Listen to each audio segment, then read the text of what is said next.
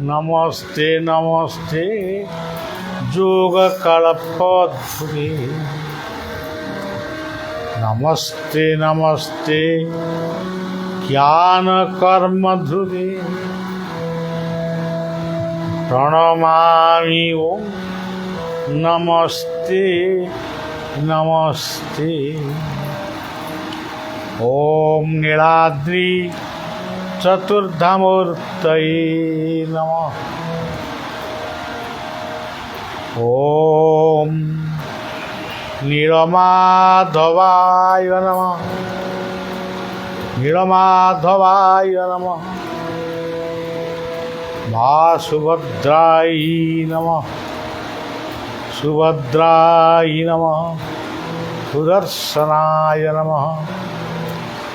सर्वमंगलमंगल्ये शिवे सर्वार्थसाधिके शरण्ये त्र्यंबके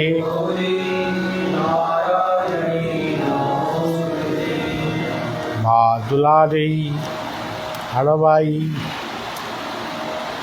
प्रत्येक देवी देवता को बलिया प्रणाम जनाऊँगी। यही अंचलर तथा देशर सर्वांगीन उन्नति हो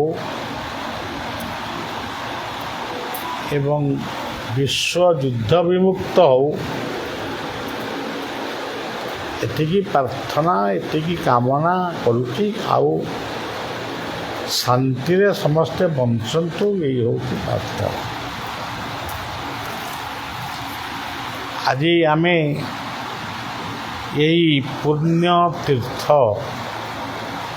मानव क्षेत्र माधव क्षेत्र माँ सुभद्रांक दरबार नुआगढ़ आदिवासींकर जन्ममाटीर स्पर्शरे आमे निजको धन्य मन करिछु एवं समस्तंकर शुभ कामना करुछु। एटी जो माने बसिचंती समस्ते बोधे नीलमाधव प्रेमी शिशु अनंतंकर परिवार बलिया प्रेमी बा गुरु प्रेमी तत्सहित एठी आम सहित आज जोग देइचंती अनंत बलिया जोग निकेतनर मुख्य साधक साधिका समस्त साधक साधिका माने परिचालक माने आज आमर ये सांध्य अधिवेशन रे सत्संग रे उपस्थित अच्छा।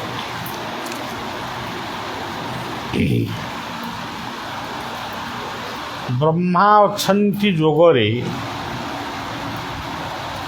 सृष्टिर निर्माण पाई गोटे नुआ सृष्टिर निर्माण पाई ब्रह्मा पद्मासन रे बसिचंती अनंतंकु क्षीराब्दी साई अनंतंकु मनरे स्मरण करी तांकर काम्य सृष्टिर गोटे नूतन सृष्टिर आरंभ यह जोग ध्यान द्वारा संभव हो पारुछि। सेही भली भावरे देवदेव महादेव सत्य शिव सुंदर मृत्युंजय लोकनाथ सी मध्य जोगरे अछंती। से जोग वृत्ति आमको आम पाई से अछंती पृथ्वीर मंगल हो पृथ्वीर शांति हो जीव जगत शांति रे बंचन। ସେଥିପାଇଁ କୁହାଯାଏ ଯତ୍ର ଜୀବ ତତ୍ର ଶିବ।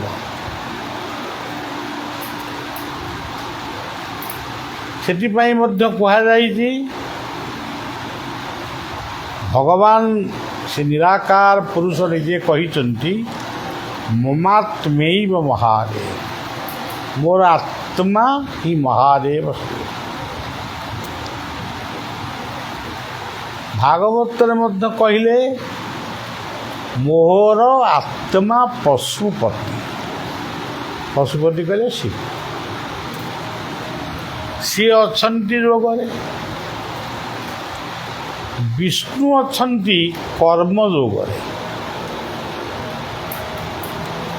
ଯାବତୀୟ କର୍ମ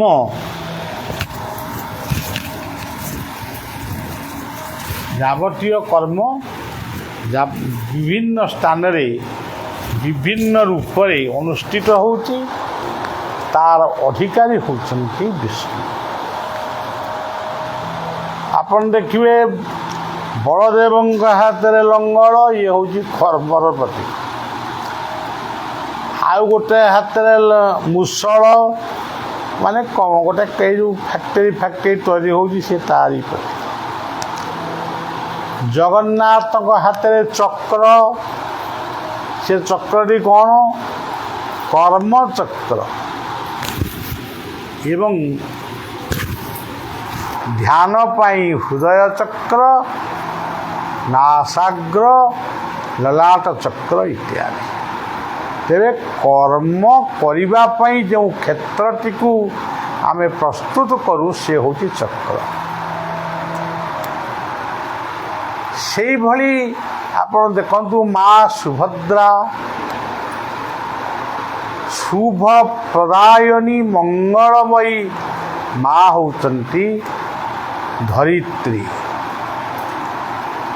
ଏଇ ପୂର୍ଣ୍ଣମୟୀ ଧରିତ୍ରୀ ପାଇଁ ଆମେ ବଞ୍ଚିଛୁ, ଆମ ପରମ୍ପରା ବଞ୍ଚିଛି ଏବଂ ଆମ ପରମ୍ପରା ବଞ୍ଚିବା ପାଇଁ ଧରିତ୍ରୀ ମାର ଶାନ୍ତି ଦରକାର। ତାର ଶାନ୍ତି କେବଳ ଯାଗ ଯଜ୍ଞ ନାମ ପ୍ରାର୍ଥନାରେ ଅଛି ସେ କଥା ନୁହେଁ। ସେ ଗୋଟେ ବିଷୟର ଗୋଟେ ଅଂଶ। କିନ୍ତୁ ଧରିତ୍ରୀର ଶାନ୍ତି ପାଇଁ ମନା ନାହିଁ। ଯଜ୍ଞ କର, ନାମ ଯଜ୍ଞ କର, ଜପ ଯଜ୍ଞ କର, ମାନେ ମହୋତ୍ସବ କର, ଏସବୁ କିଛି ଅସୁବିଧା ନାହିଁ। କିଏ ମହୋତ୍ସବ କରିବ ଯେ କ'ଣ ମହୋତ୍ସବ କ'ଣ କରିବ? ଆମ ବିବାହର ଭୋଜି କରିବ, ସେଥିରେ ସେ ଖୁସି। 1000 କୁକୁଡ଼ା କାଟିବ, 100 ଛେଳି କାଟିବ, ଇଏ କ'ଣ ହେଉଛି? ଜୀବ ପ୍ରତି ଯେଉଁଠି ପ୍ରୀତି ରହିଛି, ଆମ ଜଗନ୍ନାଥଙ୍କ ମହାପ୍ରସାଦକୁ ଟିକେ ଭାବନ୍ତୁ।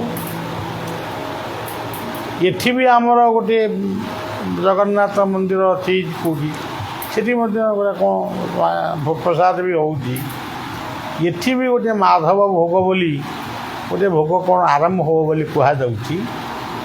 ଏଠି କ'ଣ ଚିକେନ୍ ମଟନ୍ ମିଳିବ ନା କ'ଣ? ସେଇ ପ୍ରସାଦ, ଯେଉଁ ପ୍ରସାଦକୁ ପାଇବା ମାତ୍ରକେ ସମସ୍ତ କଳମଶ ଦୂରୀଭୂତ ହୁଏ। ଠାକୁର ରାମକୃଷ୍ଣଙ୍କ ପାଖକୁ ଗୋଟିଏ ବାପ ମା ଯାଇ ସାଷ୍ଟାଙ୍ଗ ଦଣ୍ଡବତ କରି କହିଲେ, ଠାକୁର ଯେ ମୋ ପୁଅଟା ମାଛ ନହେଲେ ଖାଉନି, ଗୁରୁବାର ଶୁକ୍ରବାର ଏସବୁ କିଛି ତାର ନାହିଁ। ଠାକୁର ରାମକୃଷ୍ଣ ଟିକେ ନୀରବ ରହିଲେ। ସେ କହିଲେ, ତୁମେ ତାକୁ ପ୍ରତ୍ୟେକ ଦିନ ମା କାଳୀଙ୍କର ପ୍ରସାଦ ଟିକେ ଦିଅ। ସେ କହିଲେ, ସେଟା ଖାଇବନି, ଆମେ ଦେବୁ କାହିଁକି? ନା ମୁଁ କହୁଛି ତାକୁ ଦିଅ, ଜବରଦସ୍ତି ତା ପାତ୍ରରେ ଦିଅ। ସେଦିନ ନେଇକରି ଗଲେ, ପୁଅଟି ଭାରି ବିରକ୍ତ ହେଲା। ଆଉ ମାଛ ନାହିଁ, ଏଗୁଡ଼ା କ'ଣ? আরে মায়ের প্রসাদ, হ্যাঁ মায় ভাই, আমি জানি না, আমি যে প্রসাদ পাব না, এইভাবে ভাবে তাকে ଟିକେ ଜବରଦସ୍ତି ଖୁଆଇଛି। ବୋଧେ ଭଲ ଲାଗିଲା କି କ'ଣ, ତା ପରଦିନ ଆସନ ପକାଇକିରି କହିଲା, ତା ପାଖରେ ସବୁ ମାଛ ତରକାରୀ ପକାଇ ବଢ଼ା ହେଲା। କହିଲା আচ্ছা এটা আমি তো মাছ মাছলি খাবো, সুন্দর অন্ন হয়েছে, পুষ্পান্ন, আমি খাবো, কিন্তু কাল যে প্রসাদটা পেয়েছিল সে প্রসাদটা কোথায় গেল? তুই তো কালি বিরক্ত হলু, আমি প্রসাদ কাই আনিবি? না নাই নাই, সেই প্রসাদটা আଗ পাইবি, তারপরে ଲୁଚେଇକି ରଖିଥିଲେ ବାପା ମା, ତାକୁ ଦେଲେ, ଖାଉ ଖାଉ ଖାଇଦେଲା, କହିଲା ମୋର ପେଟ ପୁରିଗଲା, ଆଉ ଖାଇବି ନା। ତୃତୀୟ ଦିନ ଠାରୁ କହିଲା, মা প্রত্যেক দিন তুমি কালীবাড়ি কো যাবেন আর প্রসাদ নিয়ে আসবে, আমি প্রসাদ পাবো, এ মিট মতিল কিছু খাবো না। সেই কথা ହେଲା। ଧୀରେ ଧୀରେ ପିଲାର ଅଯଥା ରାଗ, ଅଯଥା କ୍ରୋଧ, ଏଗୁଡ଼ାକ ସବୁଗୁଡ଼ାକ କମେ। ଦିନେ ସକାଳୁ ସ୍ନାନ ଇତ୍ୟାଦି କରି ହେଇ ବାହାରି পড়লা, বাবা মাଙ୍କୁ ডাকিলা, গেলা চলো আমি ঠাকুর রামকৃষ্ণ একটু দর্শন করব, গঙ্গা স্নান করব, গঙ্গাতে স্নান করে তারপরে আমি ঠাকুর রামকৃষ্ণকে দর্শন করব, মায়েকে দর্শন করব। এই হচ্ছে প্রসাদর বলিয়া এই উপাখ্যানକୁ ସ୍ମରଣ କରି ଗୋଟିଏ ପଦବୀ ଲେଖିଥିଲା ବହୁତ ଦିନ ପୂର୍ବେ। ଯେଉଁ ପଦଟାକୁ ମୁଁ ମାନେ ଅହଙ୍କାରରେ ନୁହଁ, ଯେଉଁ ପଦଟାକୁ ବାବା ବାୟାଙ୍କ ପାଖରେ ପଢ଼ିଲି, ବାବା ବାୟା ସେ ମାନେ ସେ ସଙ୍ଗୀତଟିକୁ ଗୋଟିଏ ପଦ ତାକୁ ଶୁଣିକିରି କହିଲେ, ମହାରାଜଙ୍କର ଉତ୍ତର ଅଛି। ଆରେ ଆରେ, ମୁଁ ତ ନିଜକୁ ଭିକାରୀ ବୋଲି ଭାବୁଥିଲି, ବାବା ଆଜି କହିଲେଣି ମୁଁ ମହାରାଜ, ତାହେଲେ ମୁଁ ମହାରାଜ ହେଇଗଲି ଆଉ କ'ଣ? ସିଏ କହିଲେ, ପୁରୀରେ ନରେନ୍ଦ୍ର କୂଳର ସେଇ ଯେଉଁ ଅଖଣ୍ଡ ନାମ ବସିଛି, ସିଏ କହିଲେ ପ୍ରସାଦ ପାଇବାକୁ ଯାଅ। ତାଙ୍କ ପାଖରେ ଚେୟାର ତିଆରି ଦେଇଥିଲେ, ମୁଁ ବସିଥିଲି। ମୋର ଇଚ୍ଛା ହେଉନଥାଏ ବାବାଙ୍କୁ ଛାଡ଼ିକିରି ପ୍ରସାଦ ପାଇବାକୁ ଯିବା ପାଇଁ। ବାବା କ'ଣ କହୁଛନ୍ତି ମୁଁ ଶୁଣିବି। ଦ୍ୱିତୀୟବାର ଯେତେବେଳେ କହିଲେ ପ୍ରସାଦ ପାଇବାକୁ ଯାଅ, ମୁଁ କହିଲି, ମୁଁ ସବୁଟା ମୋ ପାଣ୍ଡିତ୍ୟଟା ଦେଖେଇଦେଲି ଆଉ। ସବୁରି ପ୍ରସାଦ ତୁମରି ପ୍ରସାଦ, ତୁମ ପରସାଦେ ତୁଟେ ସବୁରି ତୁମରି, ତୁମ ପରସାଦେ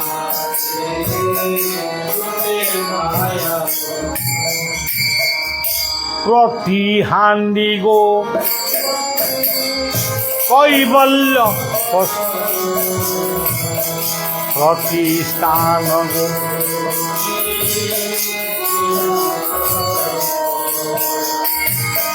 প্রতি হান্ডি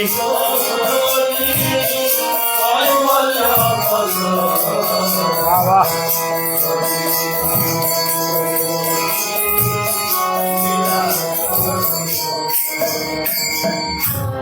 শ্রীপূর্ণ ক্ষেত্র শ্রীক্ষেত্র প্রতি ক্ষেত্র শ্রীক্ষেত্রে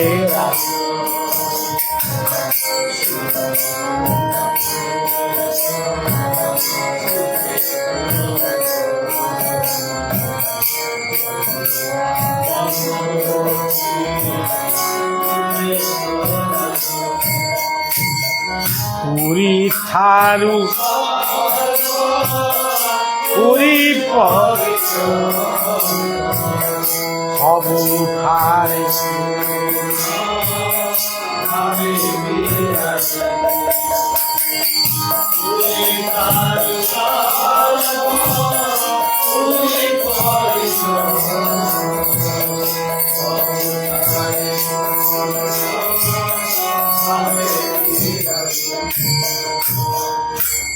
এইଭଳି ଏତେ କଥା କହିନି ସେଇ ପଦଟିଏ କହି ସବୁରି ପ୍ରସାଦ ତୁମରି ପ୍ରସାଦ ତୁମ ପ୍ରସାଦେ ତୁତେ ମାୟା ଆପଣଙ୍କ ପାଖରେ ବସିଛି କଥା ଟିକେ ଶୁଣୁଛି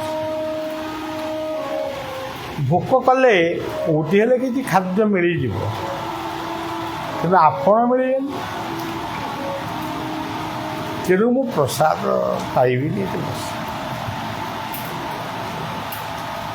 ସିଏ ଏକବାର ମାନେ ଦରଦୀ କଣ୍ଠରେ କହି ଉଠିଲେ ମହାରାଜଙ୍କର ଉତ୍ତର ଅଛି ସମସ୍ତେ ଭାବିଲେ ବାବା ରାଗିଗଲେ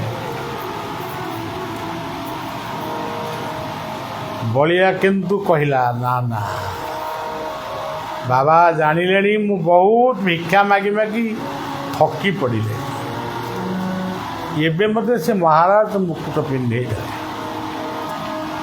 ଆଜିଠାରୁ ମୋତେ ଯିଏ କହିବ ଭିକାରୀ ମୁଁ ତାକୁ ଆଉ ଗ୍ରହଣ କରିବି ଗୀତଟିଏ ମୋର ମନେ ପଡ଼ିଲା ମୁଁ ଲେଖିନଥିଲି କିନ୍ତୁ ଶୁଣିଥିଲି ପ୍ରତିଜ୍ଞା କରି କହୁଛି ନୁହେଁ ମୁଁ ये जगत राजा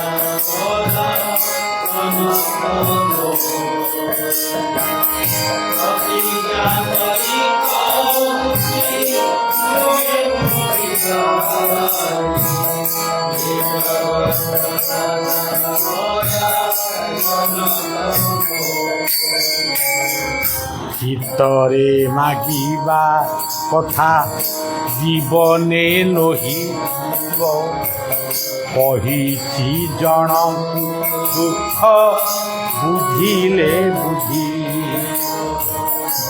ভিতরে মাগি জীবনে নহি কহিছি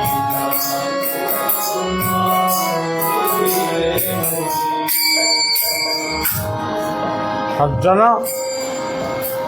ଆପଣମାନଙ୍କୁ ଏଇଟା ଗୋଟେ ସତ୍ୟ ଉପଲବ୍ଧ କଥା ସେଇଦିନଠାରୁ ଆଜି ପର୍ଯ୍ୟନ୍ତ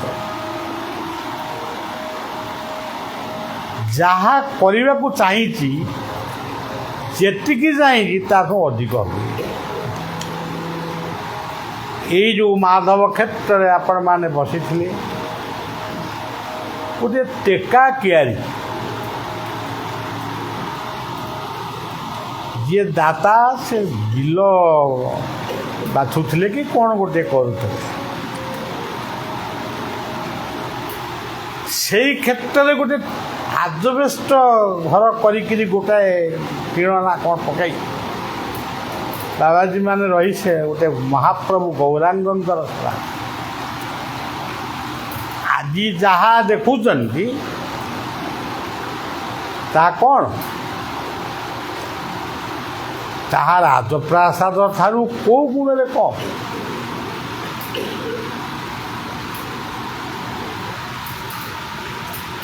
ସେଇ ଆଜବେଷ୍ଟ ଘରେ ଗୋଟେ କାର୍ଯ୍ୟକ୍ରମ ସାରି ମୁଁ ଥକା ହେଇ ଶୋଇଯାଇଛି ଗୋଟିଏ ପାଖରେ ଠାକୁର ଆଉ ଗୋଟାଏ ଇଏରିକି କନ୍ଦିରେ ଶୋଇଥିଲି ଗୋଟେ ଆଜବେଷ୍ଟ ଆଉ କାନ୍ଥ ମଝିରେ ସେ ପାଖରେ ଚୁଲି ଜଳେ କ'ଣ ରୋଷେଇବାସ হয় କି କ'ଣ ସେଇଠି ପୁଣି ଇଏ କ୍ଷେତ୍ରକୁ ଯିଏ ଦାନ କରିଥିଲେ ବୈକୁଣ୍ଠ ସାମନ୍ତରା, ସେ ବୈକୁଣ୍ଠଙ୍କର ଆଉ ଗୋଟିଏ ଭାଇ ଜୟରାମ, ସିଏ ପୁଣି ଆସିକିରି ମାନେ ମୋ ସହିତ କଜିଆ କରିବା ଲୋକ, ସିଏ ଆସିକିରି ଗୋଟେ କଟୁରୀ ଧରି ଗୋଟେ ନଡ଼ିଆଟା ଧରି ଆସି ପହଞ୍ଚ। ମୁଁ ବୋଲି କ'ଣ କାଲି ତ କଲେଜ କାମରେ ଏଇଟା କ'ଣ ଭାରି ମୋତେ ଇଏ କରିଥିଲେ, ଇଏ କ'ଣ ଆଇଲି କଟୁରୀ ଧରି ମୋତେ କ'ଣ ହାଣିବେ ନା କ'ଣ? କହିଲେ ବାବା ଆସନ୍ତୁ। ମୁଁ କୁଆଡ଼େ କ'ଣ ହଣା ଖାଇବାକୁ ଯିବି ନା? ମୁଁ ମନେ ମନେ ଭାବୁଥାଏ ହାତ ଗଛ ପକେଇଲେ, କହିଲେ ମୁଁ ସଭା ସମିତିରେ ଗୋଟେ କଥାକୁ କଥା କହିଥିଲି ନା, ଆଉ ଆପଣଙ୍କ ପ୍ରତି କ'ଣ ମୋର ଭକ୍ତି ସଦା କମି ଅଛି? ଆପଣ ଏମିତି ଶୋଇଛନ୍ତି, ଏମିତି କ'ଣ ଆପଣ ଶୋଇବା ଘରର ପୁଅ? ମୁଁ କ'ଣ ଆପଣଙ୍କ ଘର ବଂଶ କଥା ଜାଣିନି? ଆସନ୍ତୁ, ଏଇଟା ସରକାରୀ ଜାଗା ହେଇପାରେ, ମୁଁ କିନ୍ତୁ ଆକୁ ଚାଷ କରୁଛି ନା କ'ଣ ଗୋଟେ କରୁଛି। ନଡ଼ିଆଟା ବାଡ଼େଇ ଦିଅନ୍ତୁ, ଆଜିଠାରୁ ଏଇଟା ଆପଣଙ୍କ ପାଇଁ। ସେଇ କଥାଟି ଆଜି ଗୀତରେ ସବୁ ଲେଖିଛି। ତେବେ ପ୍ରତିଜ୍ଞା କରି କହୁଛି ନୁହେଁ ମୁଁ ଭିକାରୀ, ଇଏ ଜଗତ ରାଜା ପରା ଜନକ ମୋହରି। କହିଛି ଜଣକୁ ଦୁଃଖ ବୁଝିଲେ ବୁଝିବ, କହିଛି ଜଣକୁ ଦୁଃଖ ଶୁଣିଲେ ଶୁଣିବ। ତେଣୁ ନ ଶୁଣିଲେ ନ ଶୁଣିବେ। ଆଜି ସୁଭଦ୍ରା ଏଠି ବସିଛନ୍ତି, ଏଇ ଠାକୁର ଗୋଟେ ରାଜା ଘରର ଠାକୁର, ଗୋଟାଏ ବିସ୍ତୃତ ଜମିଦାରଙ୍କର ଠାକୁର। ନଦୀରେ ବିସର୍ଜନ କରିବାକୁ ନେଉଥିଲେ, ଆମେ ତାକୁ ନେଇ ଆସିଲୁ। ଇଏ ଠାକୁର କେତେ ଆଡ଼େ କୁଆଡ଼େ କ'ଣ ବୁଲିଲେ। ତାଙ୍କର ତ କ୍ଷେତ୍ର ସେ ପ୍ରସ୍ତୁତ କରିଛନ୍ତି ନୂଆଗଡ଼, ଆମେ ତାକୁ କ'ଣ ରଖିବୁ କେଉଁଠି? ନୂଆଗଡ଼ରେ ପହଞ୍ଚିଲେ, ପୂଜା ପାଉ ପାଉ ମୋ ବୋଉ କାଳେ ଆସିଥିଲା, ମୁଁ ସେଇଟା ଜାଣିନି ପିତବା ସବୁ କ'ଣ। ବୋଉ ଠାକୁରଙ୍କୁ ଭାରି ଭଲ ପାଏ, ଦେଖିକିରି କହିଲା ତୁ କ'ଣ ଆସିକିରି ଏଇଠି ରହିଛୁ, କାଉ ଉଡ଼ୁଛନ୍ତି, ତୁ କ'ଣ ଏଇ ଠାକୁର? ଏକଥା ପିତବାସ ବାବୁ ଶୁଣିଛନ୍ତି। ତା ପରଠାରୁ ଏଠି ଚାଲିଛି ଲୀଳା। ଆଉ କ'ଣ ଲୀଳା ହେଉଛି, ମୁଁ ଆଶ୍ଚର୍ଯ୍ୟ ହେଉଛି। ଆଉ ସୁନ୍ଦର କୀର୍ତ୍ତନ ଚାଲିଛି, ନୀଳମାଧବମ୍ ନୀଳ ସୁନ୍ଦରମ୍। ଆଜି ବେଦ ସ୍କୁଲ ହେଇଛି, ଆଜି ଗୋଟେ ମହାବିଦ୍ୟାଳୟ ଠାକୁରଙ୍କ ମାନେ ନାଁରେ ବର୍ତ୍ତ ହେଇପାରେ। ଇଏ ଗାଁର ଯୁବକ ଠାରୁ ବୃଦ୍ଧ ପର୍ଯ୍ୟନ୍ତ ସମସ୍ତେ ବଳିବାକୁ ଗୋଟେ ମୁରବୀ ଭଳି ସ୍ନେହ ଦିଅନ୍ତି। ଆମେ ତ ସ୍ନେହର ଭିକାରୀ, ଅର୍ଥର ଭିକାରୀ ନୁହଁ। ତେବେ ଆଜି ସେ ଯେଉଁମାନେ ଏଠି କାମ କରୁଛନ୍ତି, ତାଙ୍କର କ'ଣ ସ୍ୱାର୍ଥ ନାହିଁ, ତାଙ୍କର କ'ଣ ପୁଅ ନାହିଁ ନା କୋଠା ଘର କରିବାକୁ ଇଚ୍ଛା ନାହିଁ।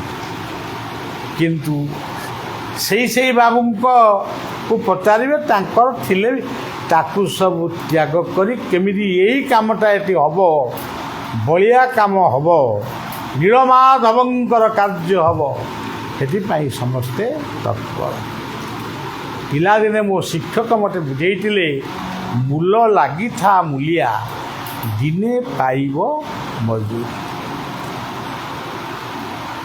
ଏଇ ମୂଲିଆ ବଳିଆ ପାଦରେ ଚାଲି ଚାଲି କାମ କରିବା ଆରମ୍ଭ କରେ।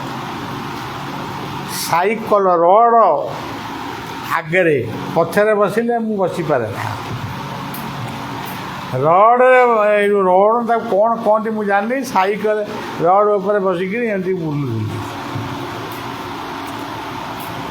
ସେଇଭଳିଆ ବି ଆଗକୁ ତା ପୂର୍ବରୁ ତ ପାଗଳ ଫାଗଳ ହେଇକି ବୁଲୁଥିଲି। ତେବେ ତାପରେ ଜିପ୍ ଖଣ୍ଡେ ମିଳିଲା, କାର୍ଟାଇ ମିଳିଲା। ପ୍ରତି 5 କିଲୋମିଟର ଦୂରରେ ସେ କାର୍ଟି ରହିବ, ତାକୁ କ'ଣ ଫୁଙ୍କିବୁ, ପୁଣି ସବୁ ଚାଲିବ। ଆଶ୍ରମରୁ ଥରେ କଟକ ଷ୍ଟେସନ ବଜାରରେ ଆଇଲାକୁ ରାତି ପାଇଗଲା। ତା ସ୍ପିଡ଼ଟା କେତେ ହେଇଥିବ ଆପଣମାନେ ଅନୁମାନ କରି ଜାଣିବେ। ହଉ ହଉ ଯେତେବେଳେ ସେଇ ସର୍ବଶକ୍ତିମାନ ସେ ଦେଖିଲେ ଏଇଟା ବହୁତ କଷ୍ଟ କଲାଣି, ଆ ଭିତରେ ବହୁତ ଦେଶ ପାଇଁ ବିଶ୍ୱ ପାଇଁ ଅନେକ କାମନା ଥିଲେ ବି ବହୁତ କଷ୍ଟ କଲାଣି। ଆଜି ସବୁ ଯୋଗାଇ ଦେଇଛନ୍ତି। ଚାହିଁଲେ ପ୍ଲେନ୍ରେ ଯିବି, ଚାହିଁଲେ ଟ୍ରେନ୍ରେ ଫାର୍ଷ୍ଟ କ୍ଲାସ୍ରେ ଏଇ ସବୁଠୁ ଯୋଗାଇ ଦେଇଛନ୍ତି। ଆଉ 2-4ଟା ଖଣ୍ଡେ ଗାଡ଼ି ଦେଇ ଦେଇଛନ୍ତି, ଯାହା ଯିଏ ବୁଲ। ମୋ ପିଲାମାନେ ବି ବୁଲୁଛନ୍ତି ଗାଡ଼ିରେ। ଆଜି ସୁନ୍ଦର ଭାବରେ ଆପଣମାନଙ୍କ ସେବା ପାଇଁ ଆମେମାନେ ସବୁବେଳେ ଆମେ ଗାଡ଼ି ମଟର ବ୍ୟବହାର କରୁଛୁ ସୌକିନ ପାଇଁ ନୁହେଁ, ଆପଣମାନଙ୍କ ସେବା।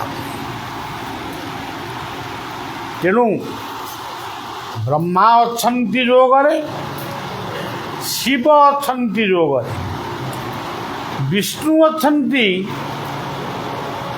କର୍ମ ଯୋଗରେ, ଶିବ ଅଛନ୍ତି ଧ୍ୟାନ ଯୋଗରେ ଏବଂ ବ୍ରହ୍ମା ଅଛନ୍ତି ଜ୍ଞାନ ଯୋଗରେ। ପ୍ରଭୁ ଶୋଇଛନ୍ତି, ଲକ୍ଷ୍ମୀ ପାଦ ସେବା କରୁଛନ୍ତି। ସିଏ ମଧ୍ୟ ଏକ ଯୋଗ ବା ଯଜ୍ଞ। ତଦବିଧି ପ୍ରଣିପାତେନ ପରିପ୍ରଶ୍ନେନ ସେ। ତାଙ୍କ କାନ ପାଖରେ ସରସ୍ୱତୀ ବୀଣା ବାଦନ କରୁଛନ୍ତି। ସେ ସଙ୍ଗୀତ ଝଙ୍କାରରେ ଠାକୁର ଶୋଇଛନ୍ତି, ବିଶ୍ରାମ ନେଉଛନ୍ତି। ତେଣୁ କୀର୍ତ୍ତନ ମଧ୍ୟ, ଏ ସଙ୍ଗୀତ ମଧ୍ୟ ଗୋଟିଏ ଯୋଗ।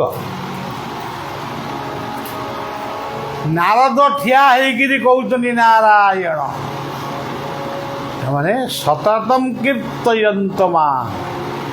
କୀର୍ତ୍ତନ ମଧ୍ୟ ଗୋଟିଏ ଯଜ୍ଞ, ଏ ଯୋଗ। ସମସ୍ତେ ଯୋଗରେ ଅଛନ୍ତି। ମଣିଷମାନେ କିଏ କର୍ମ ଯୋଗରେ, ଜ୍ଞାନ ଯୋଗରେ, ଏ ସବୁ ଯୋଗରେ ଅଛନ୍ତି। ଆଉ କିଛି ମଣିଷ ଖାଲି କଥା ଯୋଗରେ ଅଛନ୍ତି। ବଡ଼ ବଡ଼ କଥା, କାମରେ କିଛି। ତେଣୁ ଏଠି ଆମେ ଯିଏ ବସିଛେ କୁହାଳିଆ ସାଧକମାନଙ୍କ ପାଖରେ ବସିଛେ। ଆମେ ବସିଛେ ଯେଉଁମାନେ କାମ କରି ଜାଣିଛନ୍ତି, କରିବାକୁ ତାଙ୍କର ଇଚ୍ଛା ଅଛି। ତେଣୁ ସଜ୍ଜନ, ଏସବୁ ହେଉଛି ଯୋଗର।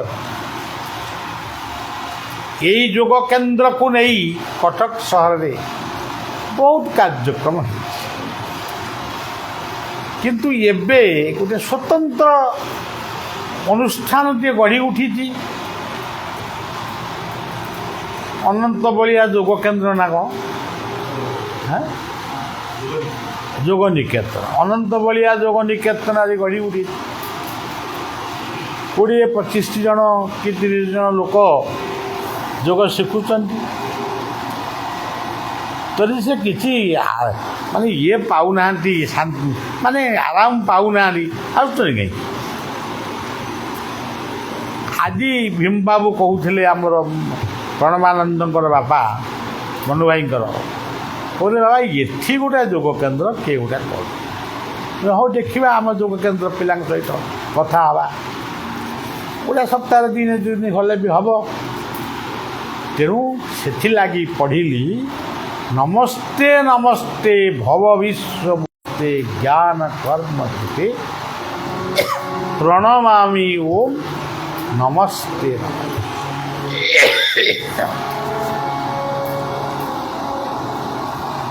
ଶୋଇବା ମଧ୍ୟ ଯୋଗ। ନ ଶୋଇଲେ ଦେହ ଖରାପ ହେବ ଲାଗିବ। ଆଉ ଏଇଥିପାଇଁ କେବଳ ଯାଇଥିଲି କାମାକ୍ଷାନଗର, ରାଉରକେଲା, କେନ୍ଦୁଝର ହେଇ ଆଉ ଯେତେ ପ୍ରୋଗ୍ରାମ ସବୁ କ୍ୟାନ୍ସଲ୍, ମାନେ ଆଉ ବୁଲିପାରିବି। ଏ ଯେଉଁ ଗରମ ଏଗୁଡ଼ା ସବୁ ବୁଲି ହେବ ତେଲେଙ୍ଗା ପେଣ୍ଠରେ ପହଞ୍ଚିବି ତାପରେ ଆଶ୍ରମକୁ